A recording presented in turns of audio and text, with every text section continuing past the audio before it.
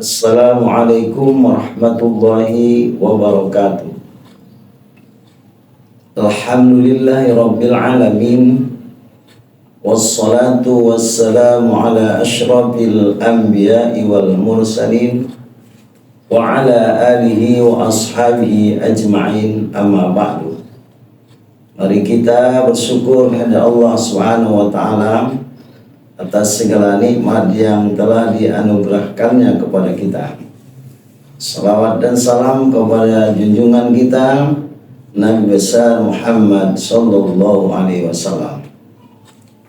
Kajian kita pada hari ini adalah tindak pidana korupsi menghancurkan negara. Suatu negara para pejabatnya itu korupsi, ya, itu namanya ghulul atau ikhtilas. Orang yang koruptor namanya mukhtalis. Ini sudah menyalahi sumpah jabatan dengan kitab suci yang harus dijunjung tinggi, tetapi kena rapuhnya, ya, kualitas iman bagi pejabat-pejabat negara. Sumpah itu tidak diingat lagi setelah dia disumpah, yaitu mengutamakan kepentingan umum daripada kepentingan pribadi. Dari kata-kata itu berarti kita melaksanakan tanggung jawab itu terlebih dahulu, baru memikirkan hak.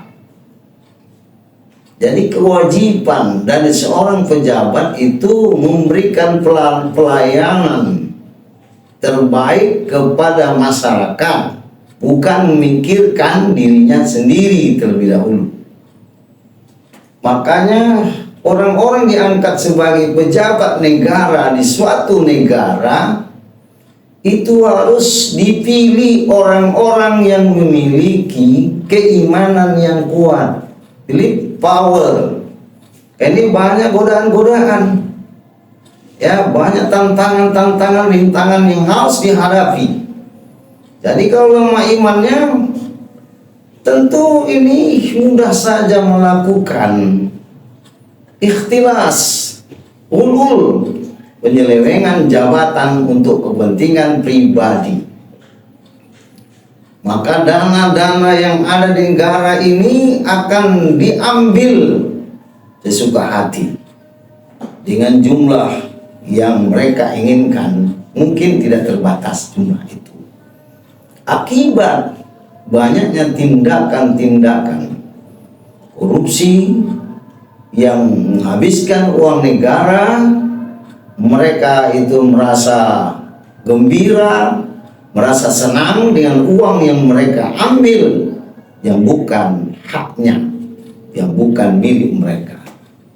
Maka korupsi ini, yang pertama sekali, para pejabat itu harus memiliki keyakinan yang kuat pada Allah Subhanahu wa ta'ala, bukan memiliki keyakinan yang rapuh, yang mudah untuk dipengaruhi untuk mendapatkan uang yang bukan haknya.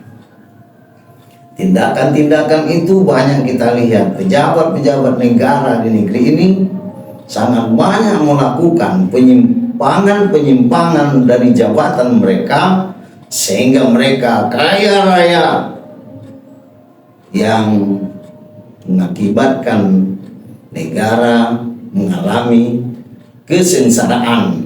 Akibatnya rakyat juga menderita. Negara kita yang kaya raya dengan berbagai sumber daya alam ini dikuras, dananya diambil dengan cara yang tidak, ya, sesuai dengan aturan-aturan yang berlaku, yang namanya korupsi. Korupsi ini harus diatasi dengan memberikan hukuman yang tegas, sehingga dalam Al-Quran orang-orang yang melakukan korupsi itu faqta'u aydiyahuma, potong tangannya. Memang dari segi kemanusiaan nampaknya itu kejam, tapi mereka itu mengambil uang negara lebih kejam. Itu mengakibatkan negara kita itu akan gonjang-ganjing, ya, keuangannya gonjang-ganjing, negara kita kena korupsi. Kalau kita lihat negara Republik Indonesia ini kaya raya, lebih kaya dari seluruh negara di dunia ini, tapi kenapa masyarakatnya banyak yang menderita? Ya, kemiskinan itu antara lain disebabkan banyaknya uang negara yang diambil oleh pejabat-pejabat negara yang tidak bertanggung jawab. Maka hukuman itu selain memberikan hukuman yang berat bagi efek jerahnya, harus memiskinkan para koruptor itu sebagai pelajaran bagi yang lain. Kalau korupsi itu tidak dapat dibendung, bahkan ya tidak semuanya dihukum, nah ini bahaya nih.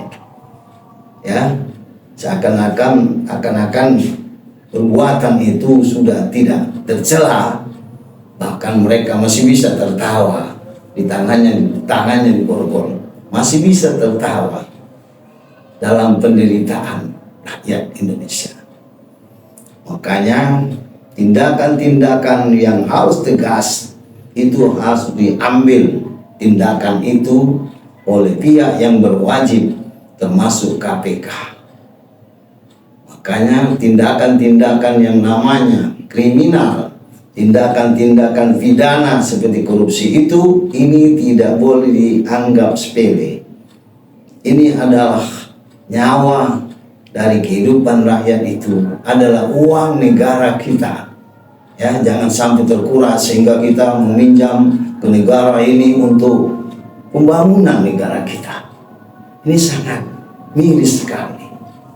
Apabila ini tidak bisa diatasi dengan tuntas, maka lantas rakyat itu akan berkepanjangan, yang menderita tetap menderita. Ini makanya kita perlu menanggapi situasi yang hari ini, bahwa korupsi itu merajalela, ya.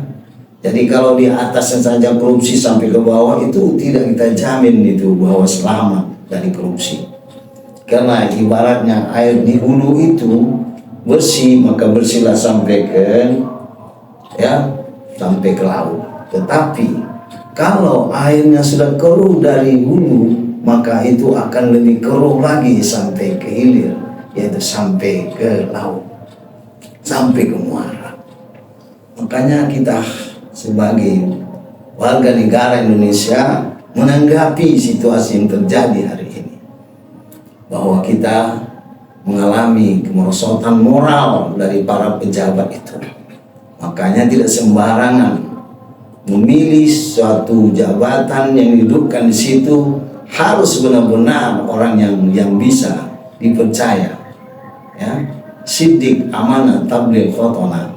Itu yang disifati oleh Rasulullah, para rasul-rasul sebagai pemimpin dunia yang mengajak kepada kebaikan dan kebenaran. Maka kita harus kembali untuk mengambil, ya, contoh teladan pada diri rasul-rasul sebagai pemimpin yang beriman dan bertakwa, yang mereka sudah digaji oleh rakyat, tapi merasa gaji itu masih sedikit. Makanya seorang yang akan diberikan amanah suatu jabatan, yang pertama dia adalah mengutamakan kewajiban dan tanggung jawab, bukan menyalahgunakan jabatan itu. Jabatan itu bukan kesempatan untuk mengeruk kekayaan. Itu sudah salah persepsi.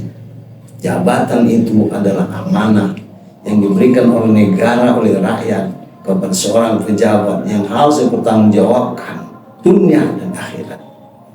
Makanya Rasulullah itu mengangkat seorang pejabat negara, maka dia akan melakukan suatu penelitian, apakah orang ini baik ibadahnya, apakah dia ini baik kepada masyarakatnya. Itulah menjadi tolok ukur persyaratan seorang diangkat pejabat oleh Rasulullah SAW, bukan sembarangan. Orang yang iman dan takwanya itu kuat, itulah yang diberikan suatu amanah jabatan, sehingga diyakini bahwa jabatan itu benar-benar dapat dilaksanakan dengan sebaik-baiknya. Kita berharap di negara kita, di negeri kita yang kaya raya ini, dapatlah rakyat menikmati kekayaan alam yang ada di sekitar kita. Jangan hanya menonton kekayaan alam itu. Yang menikmati bukan bangsa kita, tapi bangsa lain. Oleh sebab itu, mari kita dukung gerakan untuk mengantisipasi, mengatasi korupsi ini. Ini bukan masalah kecil, ini masalah besar, sehingga negara kita, rakyat kita bisa merasakan dari kekayaan alam itu, merasakan, menikmati bahwa negara kita ini adalah kaya raya. Negara kita ini adalah membawa kemakmuran, kesejahteraan bagi bangsa, seluruh bangsa Indonesia.